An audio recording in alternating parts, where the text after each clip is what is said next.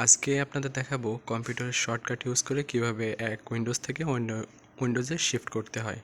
অর্থাৎ ধরেন আপনি কোনো ভিডিও গেম খেলছেন বা ভিডিও দেখছেন বা মুভি দেখছেন, তার ভিতরে আপনার বস বা আপনার কেউ চলে আসলো, আপনি হুট করে এক উইন্ডোজ থেকে অন্য উইন্ডোজে যাবেন মাউস ইউজ না করে, অর্থাৎ শর্টকাট ইউজ করে, কিবোর্ড শর্টকাট ইউজ করে।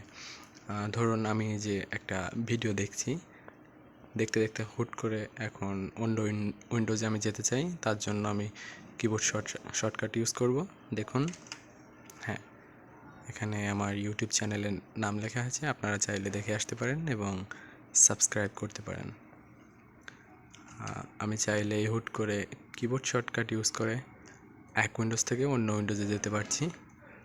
শর্টকাটটি হলো অল্টার এবং ট্যাব। জাস্ট অল্টার এবং ট্যাব একসঙ্গে ক্লিক করুন, দেখবেন আপনি চাইলে এক উইন্ডোজ থেকে অন্য উইন্ডোজে যেতে পারবেন।